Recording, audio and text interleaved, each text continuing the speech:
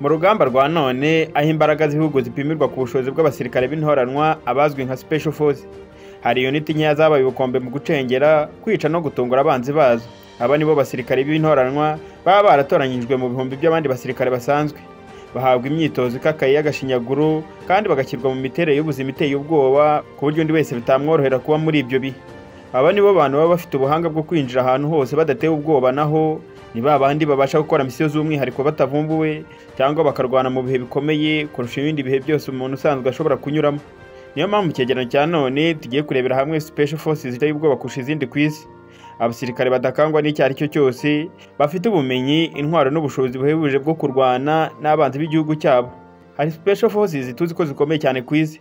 Harimo amazina akomeye nka Navy Seals Team ya Leta Zunze Ubumwe za Amerika, SAS, Spetsnaz, Delta Force n'izindi zituma intambara ihinduka umukino wa maneko n'intwaro ziteye ubwoba. Ariko mbere ko dutangira, niba aribwo bwa mbere ugeze kuri channel, reba munsi iyi video maze reba hano handitse subscribe, ukandi tujye tubana umunsi ku munsi makuru n'ibyegeranyo bicukumbuye. Iyi ni Ibyegeranyo TV Rwanda.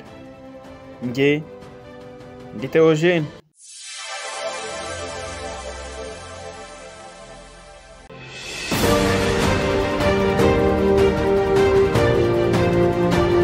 Ubundi ijambo Spetsnaz ni ijambo rifite inkomoko mu Kirusi, risobanuye Special Purpose Forces, abarwanyi b'imirimo yihariye.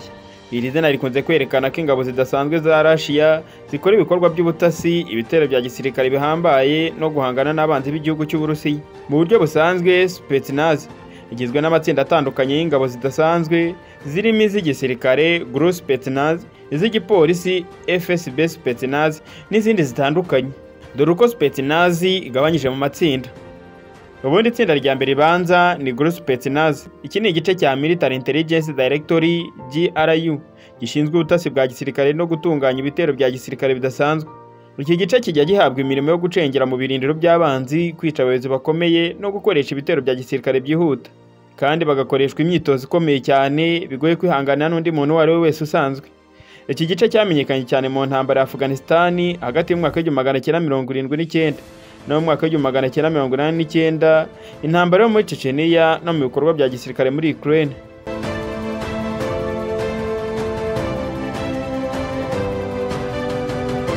Igice cya kabiri kibarirwa muri iki gice cya Spetsnaz ni Alpha Group. Alpha Group izwi cyane nka Spetsnaz FSB. Iri ni itsinda ryihariye riri muri FSB, Federal Security Services. Iyi FSB ni ikigo cy'ubutasi cy'Uburusiya icyahoze cyitwa KGB na Vladimir Putin yahoze akorera. Rikora ibikorwa byo kurwanya iterabwoba no gukiza abantu mu gitero cy'iterabwoba. Bakunze gukora ibikorwa byihuse mu gufata cyangwa mu kurasa abakekwaho ibikorwa by'iterabwoba. Bazwi cyane kubera igitero bakoze nko ku kibuga cy'indege cya Moscow Domodedov, ibitero by'iterabwoba bya Beslan mu mwaka w'2004 no gufata amabanda akomeye.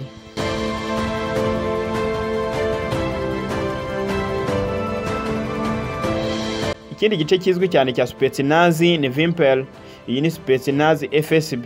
Iri tsinda naryo riri muri FSB, ni muri cya kigo cy'ubutasi bw'Uburusiya, ariko rifite inshingano zo kurinda ibikorwa bya leta, ibikorwa remezo bikomeye no gukora ubutasi.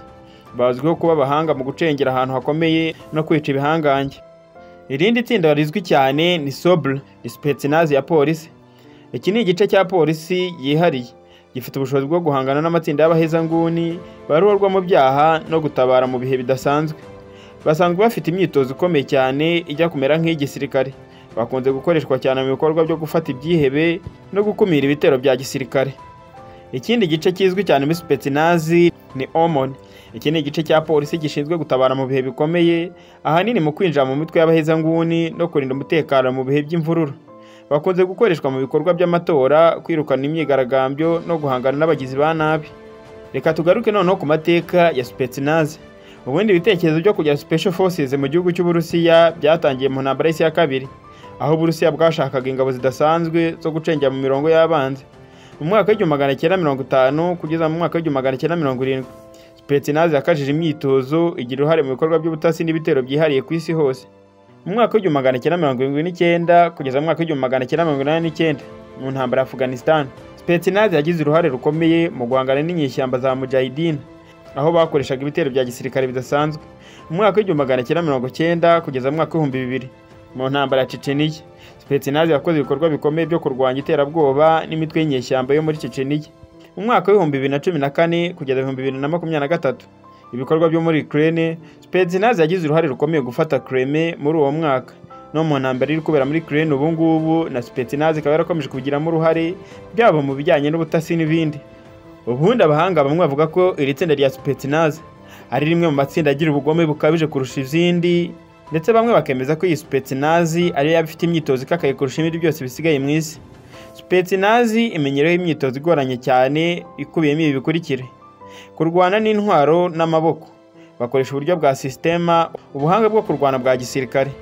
Abasirikare bayo bahabwa imyitozo yo kwihanganira bikomeye ububabare bwose banyuramo. Aba basirikare ba Spetsnaz bagira ubushobozi bwo gukora mu bice bikomeye nko mu mashyamba, mu butayu, mu bice bikonja cyane no mu mijyi hifashishijwe amayeri ya gisirikare. Spetsnaz ikoresha ibikoresho bigiye bitandukanye, harimo nk'imbunda AK-12 Kalashnikov nshya ikoreshwa n'igisirikare cy'Uburusiya, Asivare, imbunda ifite silencer ishobora kwica umuntu nta rusaku rwinshi rubayemo, VSS Vintorez, imbunda yihariye yo kwica abantu mu ibanga rikomeye, PP/Line 19 Bison, imbunda ntoya yifashishwa mu mirwano yegeranye, Dragunov SVD, iyi ni imbunda ya sniper yizewe cyane mu gihugu cy'Uburusiya. Spetsnaz yagiye ikora ibikorwa bigiye bitandukanye bya gisirikare, no kuvuga ni operation zikomeye cyane yagiye ikora. Nka operation ya mbere twavuga Spetsnaz yakoze ni Operation Storm 333 yakoze mu mwaka wa 1979. Spetsnaz yishe perezida wa Afghanistan Hafizur Amin, ifata umurwa mukuru Kabul mu masaha make cyane. Mu bitero byo muri Chechnya mu mwaka wa 1994 kugeza mu mwaka wa 2009, Spetsnaz yahanganye n'inyeshyamba za Chechnya mu ntambara z'urudaca. Beslan School Siege mu mwaka wa 2004, Alpha Group yagerageje gutabara abana bafashwe bugwate n'iterabwoba, ariko habaho kwica abantu benshi bibi byihebe bari bafasha aba bana. Mu gihe cyo gufata agace ka Crimea ikizwe Crimea Takeover mu mwaka wa 2014, Spetsnaz nayo yabigizemo uruhare runini cyane mu gufata iki kirwa cya Crimea. Ibikorwa byihariye muri Ukraine, Spetsnaz yagiye igira uruhare rukomeye cyane mu gufata ibice bimwe na bimwe by'iki gihugu. Hanyuma rero icyo Spetsnaz y'Abarusiya yatandukaniyeho n'izindi special forces zindi zisigaye z'ibindi bihugu. Icyambere kiri tsinda rya Spetsnaz niyo special force igira ikoranabuhanga kurusha izindi zose zisigaye. Spetsnaz ikoresha uburyo bwa gisirikare bwa kera butunganijwe neza cyane, mu gihe nka Navy Seals cyangwa se SAS bikoresha uburyo bugezweho cyane. Spetsnaz kandi igira ubuhanga bwihariye cyane. Iri tsinda rizwiho kuba rifite abasirikare bafite ubushobozi bwo gukora ibintu bidashoboka, nko kwihanganira ibihe bikomeye cyane cyangwa kurwana mu buryo budasanzwe. Iri tsinda rikoreshwa cyane muri geopolitique, aho ikora ubutasi n'ibikorwa byo guhindura ubuyobozi bw'ibindi bihugu runaka, kandi mu ibanga rikomeye ku buryo n'abandi bantu badapfa kurabukwa.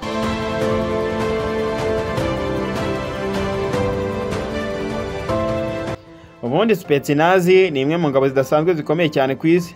Ifite amateka akomeye, imyitozo iteye ubwoba ndetse n'intwaro zikomeye cyane.